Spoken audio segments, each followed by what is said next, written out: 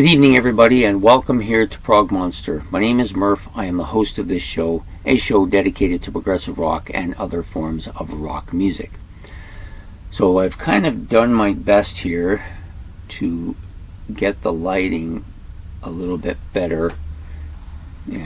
Daylight savings time has come and made my life a little bit more difficult. Not much can be done about it, though. You get the lighting you're dealt with, right? So I prefer natural light because then you don't get a haze or a phase or anything like that. You just get a nice clear view of everything. But you can't always have that if you're doing the videos in the evening, and sometimes I have no choice but to do them in the evening because I just have too many things to do. And I don't even get to listen to music much these days because I'm just too busy. But at any rate, we're here with the Great Album Challenge, which comes out every second week. It alternates with Ben's Album Challenge. And basically what this is that Ben, who is a subscriber of mine, a friend of mine, he picks 10 albums from a specific year. And the year he's chosen this week is 1992. So he's picked 10 albums from that year, his favorite 10 albums from that year. He gives them to me, and then I rank them according to how I like them. In this case, he gave me 10 albums, but all but 2 of them I hadn't heard before. Well, that's not entirely true. I've had bits and pieces of some of these, and the box sets, the 2 box sets he gave me, I have listened to bits and pieces of those before as well. So not in the strictest sense I had heard a little bit of them. So anyway, he's given me 10 albums. 2 of them are box sets. So how I'm going to rank the box sets is because in the case of one box set, it's just a collection of their best albums, and in the case of the other box set, it's a collection of live stuff that I've actually heard before, some of it. So but most of this stuff is new to me, so I listened to them all once, and there's a couple albums here that aren't new to me, so they are probably going to rank. In fact, I know they ranked higher just because I'm a lot more familiar with them. That's all there is to it. But most of the stuff was very, very good. A lot of it surprised me how good it was. A couple of it surprised me. A couple of them I knew they would be good, and they were. And then there was a couple. There was one in here that I had owned the original debut album, which I liked. I thought it was okay. And then after that, I got out of them because it just was crap. But this album surprised me. So anyways, without further ado, we're going to start. The number 1... or the number 10 album, the last place album that comes at the bottom of the list, is Roger Waters' Amused to Death. I never really liked any of his stuff, starting with his first solo album, which coincidentally is also a Pink Floyd album, The Wall. Yeah, from that point on, I never really liked any of his music. A little bit of the pros and cons of hitchhiking, but generally speaking, no, I just, and this album wasn't too bad. Like, there was a couple of tracks on here I didn't mind overall. Actually, there was enough tracks on here overall that I actually liked. I liked it more than I didn't like it. So I gave it, but it gets 10th spot. Number 9 spot is Pink Floyd. This is a box set of some of their best albums. I think it goes from, correct me if I'm wrong, but I think it goes from 67 to 1980. But it doesn't include every single album in that period.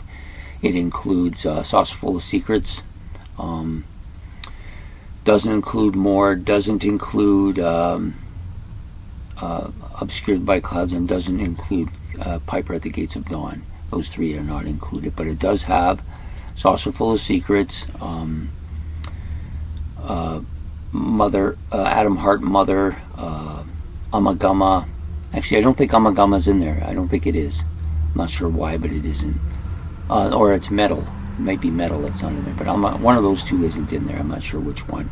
Of course, Dark Side of the Moon, Animals, Wish You Were Here, and The Wall are all in there. I think there's 7 in total. But I'm not sure whether it's Amagama or Metal that aren't in there. One of those 2 isn't in there.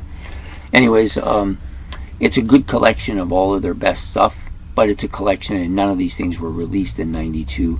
But but it is a nice box set, so for me it comes in at 9. Number 8 is Asia's Alpha. This surprised me, this album. Sorry, one of the biggest surprises in the 10 albums, because I didn't like anything after their debut album, the Alpha one that came out next. I didn't like it, and it just got progressively worse, so I didn't buy any of their stuff. But Aqua was a lot heavier, a little bit more of a progressive album than I thought it was going to be, and I believe it had Steve Howe, Jeff Downs, and Paul Palmer, 3 of the guys on the first album. But there's a couple of different guys on there for the bass and the vocals that I wasn't as Payne, I think, was the vocalist.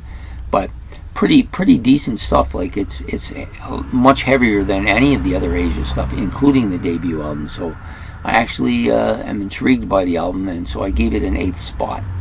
The next one up also surprised me, because I hadn't been listening to this band for decades either. Probably about the same time as Asia, which was Toto and their Kingdom of Desire. This was a pretty rockin' album.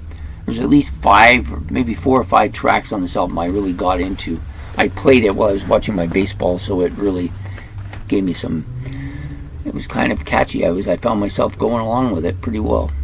The next album up was Hawkwind's Electric TP. I had gotten out of Hawkwind a little bit because of the much later albums were a lot more electronical and symphonic sounding, and they still have some of that Hawkwind sound. But this album was pretty heavy, pretty rockin', but it also had a lot of that spacey sound that I kind of like from them. So I gave it a number 6 rating.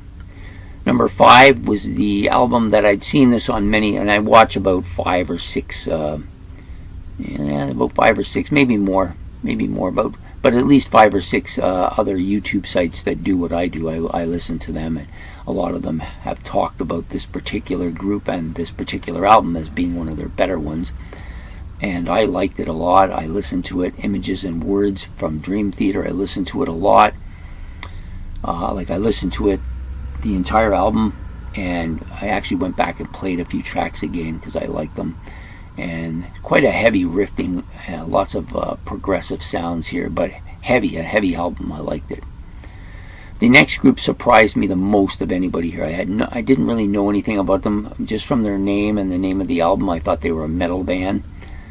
But they were surprisingly very progressive sounding, almost Yes-like. Engelgard is the name of the band. The album is Hybris. Very good album. Lots of really progressive stuff here. Really interesting. I found it really nice to listen to, and I put it in the 4th spot. Number 3 was the other box set, which was a live box set, and I'm just going to talk about it just a little bit. I did make some notes on it, and the notes on it, because it had 4 CDs in it, so it was a 4 CD live. Just on each of them, it listed where they were recorded, what venue they were at, and where that venue was.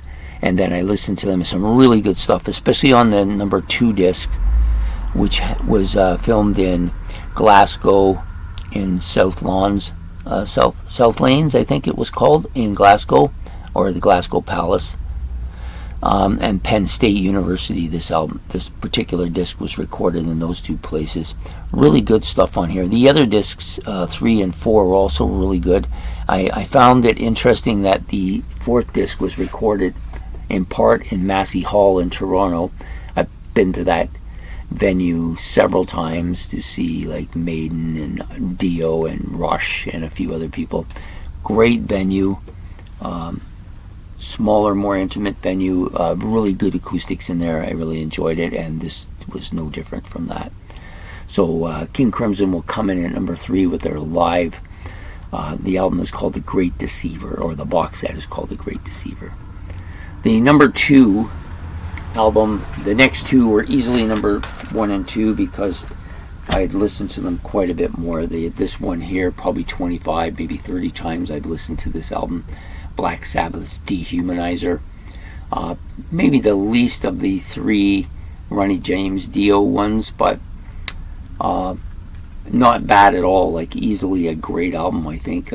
The other two are masterpieces. This could end up that way eventually too, as I listen to it more. A really great set of lungs on that guy, I tell you. I love him. And then the number one, which was easily the number one, which was Us from Peter Gabriel. I love this album. I've had it now for 5 or 6 years. I played it a lot. It was in my playlist a couple different times and was in there for a bit each time. Just every song on it is great. There's my copy, just so you know. I've listened to this. I've worn it out a little bit. I may have to get another one. Come Talk to Me and Love to Be Loved and Secret World, all great deep cuts on this album. The two big hits, Dirty Digging in the Dirt and Steam, are really good. I really like Steam a lot. But, I also like Digging in the Dirt a lot. The one song that kind of surprised me the most was Kiss the Frog. I really like this track a lot too. The Blood of Eden is good as well. There is no really bad tracks on this, but I just think it has that same sound as So. They're very similar albums, and I like that a lot, and I like this a lot too. So Us wins this. Comes in number one for me. So you have, I'm just going to reiterate them. You have Us, number one. Black Sabbath's Dehumanizer, number two. I do not have props for the other ones. King Crimson's The Great Deceiver. Engelgard's Hybris. Dream Theater, Images and Words. Number 6 was Hawkwind's Electric Teepee. Number 7 was Toto's Kingdom of Desire. Number 8 was Asia Aqua. Every one of them is an A in it, but anyways, Asia Aqua. And then number 9 is the Shine On box set from Pink Floyd. And number 10 is Roger Waters' third solo album, Amused to Death. And that's my rankings for tonight's Great Album Challenge. And I know it's going to be late because the original recording of this was done on my MSI, but it was having a lot of difficulty with the lighting in here, so I had to change to my other notebook. So I'll talk to you then. Anyways, I will talk to you then. I will upload it then, and you will see it. So please make your comments below. Hit the like button. Subscribe if you would like to, and we will see you next week when we do another episode. But this one will be Ben's Album Challenge. So take care.